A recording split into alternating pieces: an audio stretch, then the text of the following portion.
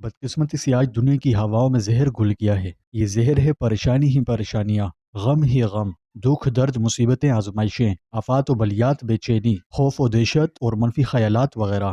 یہ ایسے زہر آلود تیر ہیں جو صبح و شام ہمارے دلوں اور ذہنوں میں برستے رہتے ہیں، ہمیں تکلیف پہنچاتے رہتے ہیں۔ ایمان ہمارا، سکھ چین خوشی، ہماری اطمینان بھری زندگی خطرے میں پڑتی محسوس ہوتی ہے۔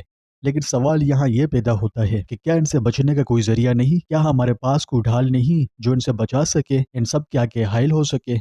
جی ہاں، بالکل ہے، اور وہ ڈھال ہے درود شریف۔ آج کے اس پرفتن دور میں جہاں فتنے ہر طرف سے گھیرا ڈال رہے ہیں، اور ویسے بھی ہم آج کل جن فطروں میں گھرے ہوئے ہیں، ہر ذی شعور اور صاحب بصیرت ان فتنوں سے نجات کی فکر میں رہتا ہے اور چھٹکارے کے لیے راہ بھی ڈھونڈتا ہے، لیکن ایک فتنے سے نجات نہیں ملتی کہ دوسرا اور تیسرا فتنہ سربران کھڑا ہوتا ہے۔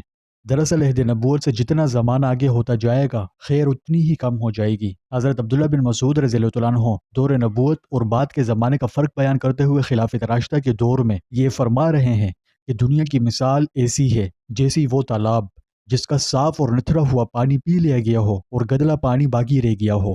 یہ جلیل القدر صحابی عہد عثمانی میں وفات پا چکے ہیں۔ اگر وہ جمل الصفین کے ہولناک مناظر دیکھ لیتے تو کیا فرماتے، اور اگر خدا نخواستہ ہماری حالت زار ان کے سامنے آتی تو ان کا کیا حال ہوگا؟ بہتان ترازی، تان اور لان تان کا جو طوفان اس دور میں برپا ہے وہ انتہائی تکلیف دہ ہے۔ موجودہ حالات نے ایسی شکل اختیار کر لی ہے کہ کسی کی عزت و آبرو باقی نہیں رہی اور نہ جان و مال محفوظ ہے۔ پوری امت کی پرامن اور خوشحال زندگی کو آگ لگا دی گئی ہے، مگر افسوس ہے کہ خود غرضی اور نفسا نفسی کی کیفیت نے امت سے یہ نعمت بھی چھین لی ہے، اور اس کے نتیجے میں پوری امت کا شیرازہ منتشر ہو چکا ہے۔ ہر جماعت اپنی رائے پر اڑی ہوئی ہے، اور ہر جماعت کا ہر فرد خود کو دانشور سمجھتا ہے، جس سے ہو کیا رہا ہے کہ آئے دن جماعتیں تقسیم ہو کر جماعت در جماعت کا عمل جاری ہے۔ یاد رکھیے، حضرت صلی اللہ علیہ وسلم جہاں فتنوں سے پناہ مانگتے تھے وہاں یہ دعا بھی فرماتے تھے کہ اے اللہ، جب تو کسی قوم کو فتنے میں مبتلا کرنا چاہے تو مجھے فتنے میں ڈالے بغیر اٹھا لینا۔ اب اگر دیکھا جائے تو فتنے سے محفوظ رہنے کی دو صورتیں ہیں۔ ایک تو یہ کہ اللہ تعالیٰ کسی کو فتنے کے زمانے سے پہلے ہی دنیا سے اٹھا لے، دوسری یہ کہ فتنوں کے باوجود اللہ تعالیٰ کسی پر اپنی رحمت فرمائے اور اسے فتنے میں مبتلا کیے بغیر دنیا سے اٹھائے۔ اور اگر غور کیا جائے تو اللہ کی رحمت پانے کا سب سے طاقتور ذریعہ درود شریف ہے، کیونکہ ایک حدیث شریف کا مفہوم ہے کہ جو شخص حضور اقدس صلی اللہ علیہ وسلم پر ایک بار درود بھیجے تو اس کے عوض میں اللہ پاک اس پر 10 رحمتیں نازل کرے گا، 10 گناہ معاف کرے گا، 10 نیکیوں سے عطا کرے گا اور 10 درجات بھی بلند فرمائے گا۔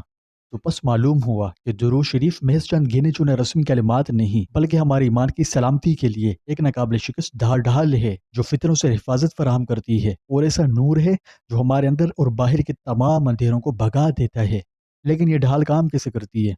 سب سے پہلے تو دیکھیے، یہ قرب الہی کا بڑا مؤثر ذریعہ ہے۔ اللہ و رسول سے آپ کا اور میرا تعلق مضبوط کرتا ہے۔ درود پڑھنا در حقیقت حضرت محمد رسول اللہ صلی اللہ علیہ وسلم سے اپنا رشتہ مضبوط کرنا ہے۔ یہ ایک بہت ہی پیاری دعا ہے جو ہم اپنے پیارے نبی صلی اللہ علیہ وسلم سے اپنی محبت و عقیدت کا اظہار کرنے کے لیے آپ پر پڑھتے ہیں، اور جب آپ کا رشتہ رحمت عالم صلی اللہ علیہ وسلم سے مضبوط ہو تو اسی کی برکت سے تعلق مع اللہ بھی پیدا ہو جاتا ہے، اور الحمدللہ پھر کوئی فتنہ اس مضبوط رشتے کو توڑ نہیں سکتا، ہرگز نہیں کمزور بنا سکتا۔ اسی لیے تو جو اس کی کثرت کرے، یعنی درود شریف دن رات بغیر گنتی کے 100 مرتبہ، 200، 300، 500، 1000 مرتبہ پڑھے تو اللہ پاک اس عمل خیر کی برکتوں سے اس کی زندگی بدل دیتا ہے، اور تمانیت قلب جیسی اپنی عظیم دولت اسے نصیب فرماتا ہے۔ اور ویسے بھی جب آپ درود پاک پڑھتے ہیں تو اس پڑھنے کی برکت سے اللہ رب العزت آپ کے گرد روحانی حصار بنا دیتا ہے، ایک روحانی فضا قائم ہو جاتی ہے۔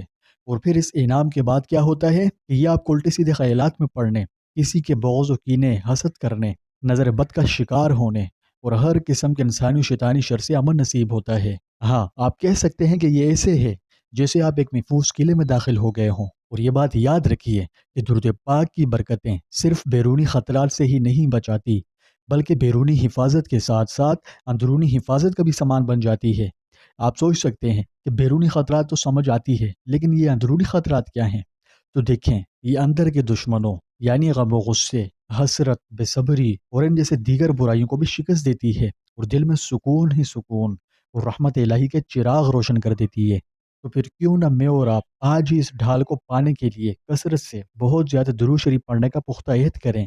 آئیے اس روحانی ڈھال کو اپنی ڈیلی لائف کا حصہ بنائیں، ہر وقت ہر گھڑی صبح و شام ہر وقت اس کا بکثرت ورد کریں، کیونکہ یہ اللہ کا بہت محبوب عمل ہے، یعنی وہ بھی اپنے شان شان اس عمل کو کر رہا ہے اور اس کے فرشتے بھی دن رات اس عمل میں لگے ہوئے ہیں۔